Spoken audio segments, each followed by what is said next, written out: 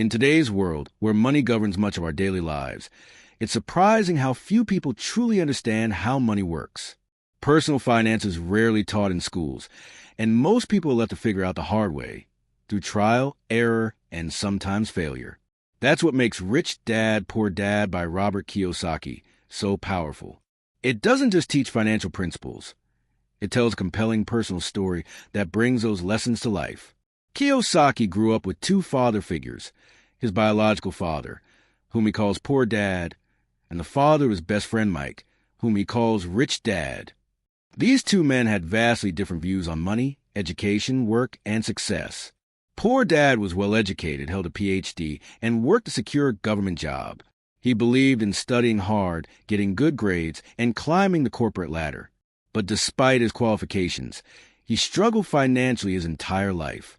In contrast, Rich Dad never finished high school, but he built a business empire and became a wealthy man.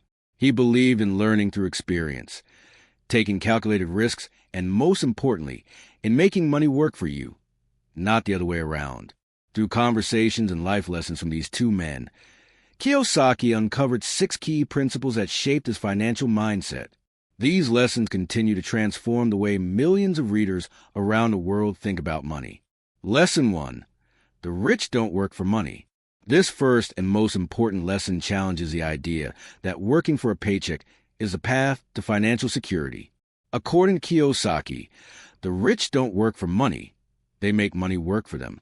He compares a traditional mindset to a donkey chasing a carrot tied in front of it, always running, never reaching. Most people are stuck in this cycle, working harder to earn more, only to spend more and fall deeper into the rat race. They're motivated by fear of not having enough, and greed, desiring more than they need. But the wealthy break free from this trap by investing in assets that generate income. They take control of their financial lives instead of relying on employers or salaries. Kiyosaki learned this lesson early when Rich Dad made him work for free at a convenience store. At first frustrated, he eventually observed how the business worked and found a way to earn money by creating a comic book rental service. That experience taught him how to earn without trading time for money, a core principle of financial independence. Lesson 2. Financial literacy matters more than income. It's not how much money you make, but how much you keep and how well you grow it. Kiyosaki emphasizes the importance of financial literacy, understanding how money works, how to manage it, and how to protect it. He recounts the story of a group of highly successful businessmen who met in 1923 at the Edgewater Beach Hotel in Chicago.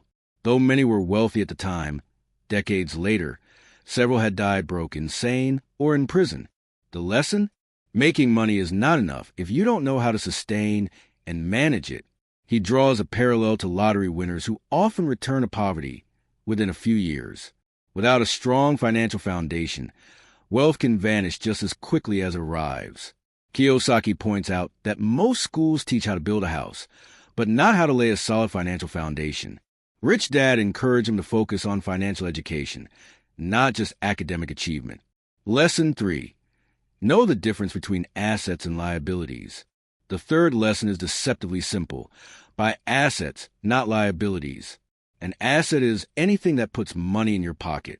A liability, on the other hand, takes money out. Many people think their home is an asset, but unless it generates income, such as rental property, it's a liability due to expenses like mortgage, taxes, and maintenance. Middle-class and poor individuals often mistake liabilities for assets. They buy cars, homes, and consumer goods with borrowed money, increasing their debt rather than their wealth. The rich invest in income-generating assets like rental properties, businesses, and stocks. These assets produce enough cash flow to cover their expenses, and then some. Kiyosaki emphasizes that most people live paycheck to paycheck, and when their income increases, so do their expenses and taxes. The solution isn't just earning more, but managing money smarter. Lesson 4. Mind your own business.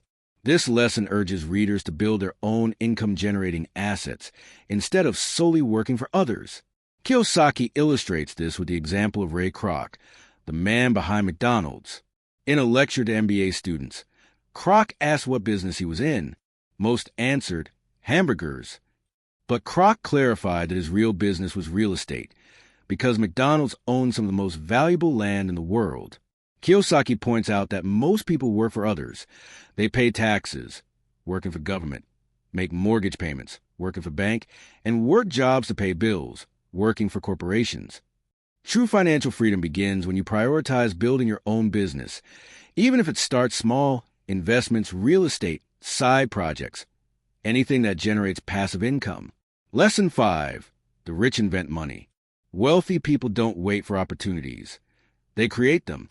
Kiyosaki recalls buying a house during a market downturn in Phoenix for $20,000 and selling it quickly for $60,000, earning $40,000 in profit within hours. This kind of deal comes from understanding the market and spotting hidden opportunities others overlook. He stresses that your mind is your greatest asset. Financial intelligence is not just knowing what to do with money, but being creative in how to use it. Most people only know how to work hard for money, but the truly rich know how to multiply money through smart strategies, investing, and thinking outside the box. Kiyosaki developed a board game called Cash Flow to teach these concepts, allowing players to practice escaping the rat race in a simulated environment. Lesson 6. Work to learn, not to earn. The final lesson emphasizes personal development. Kiyosaki shares the story of a journalist who wanted to become a best-selling author. He advised her to take a sales course, but she scoffed, thinking it beneath her. This highlights a crucial point. Talent is not enough. You must learn how to present, sell, and communicate your value. Rich Dad taught that every job is an opportunity to gain skills, not just a paycheck. Kiyosaki himself joined the Marine Corps to learn leadership, and then took a job in sales at Xerox to overcome his shyness and learn persuasion. These skills later helped him build his businesses. He argues that young people should take risks, explore, and learn as much as possible before locking themselves into a single career path. Financial education means being versatile, adaptable, and always learning. Final thoughts.